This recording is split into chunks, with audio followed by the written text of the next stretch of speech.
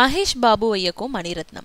மணிரத்னத்தோட அடுத்த படம் ஹீரோ யாருன்றது இன்னும் மர்மமாக தான் இருக்கு. மலையாள நடிகர் பஹத் பாசில வச்சு தமிழ் மலையாளத்துல மணிரத்னம் தன்னோட அடுத்த படத்தை தொடங்குறதா சொல்லப்பட்டுச்சு. இந்த நிலையில தெலுங்கு நடிகர் மகேஷ் பாபு மணிரத்னத்தோட அடுத்த ஹீரோ பட்டியல்ல என்ட்ரி ஆயிருக்காரு. மணிரத்னத்துக்கு இது சோதனை காலம். மணிரத்னம் படம்னாலே இந்தியாவோட முன்னணி ஹீரோஸ்லாம் எல்லாத்தையுமே உதறி ஓடி வந்தது ஒரு காலம். தில்சே, ராவணன், கடல்னு தொடர்ந்து படங்களோட தோல்வியால மணிரத்னம்னாலே மக்கர் செய்ய ஆரம்பிச்சிட்டாங்க நடிகர்கள்.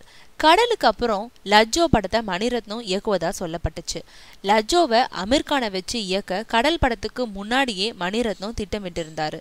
சில காரணங்களால அந்த படம் கைவிடப்பட்டுச்சு. அந்த லஜ்ஜோவை தான் மணிரத்னம் இப்ப தூசு தட்டுறாருன்னு சொல்றாங்க. 400 கோடி 500 கோடின்னு பறந்துகிட்டு இருக்கோம் அமீர்கானுக்கு மணிரத்னத்தோட படத்துல நடிச்சு மீண்டும் பூமிக்கு வர விருப்பம் இல்லை. அதனால அந்த படம் இந்த முறையும் டேக் ஆஃப் ஆகல. அடுத்து பஹத் பாசில வச்சு தமிழ் மலையாளத்துல ஒரு படம் மணி செய்யறாருன்னு சொன்னாங்க.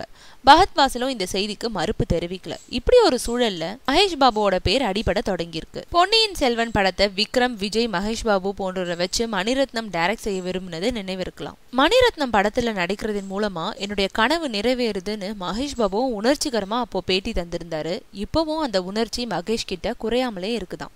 தமிழ், தெலுங்குல மகேஷ் பாபுவை வச்சு ஆக்ஷன் படம் ஒன்று தரும் முயற்சியில மணிரத்னம் இருக்கிறதா லேட்டஸ்ட் தகவல் தெரிவிக்குது. எப்படியும் மணிரத்னம் இது பத்தி வாய் திறக்க போறதில்ல. கவி பேரரசு சார், வழக்கமாக நீங்க தானே மணிரத்னம் படம் பத்தி விளம்பரம் தருவீங்க. மகேஷ் பாபு படம் பத்தி உங்களோட அபிப்பிராயம் என்ன?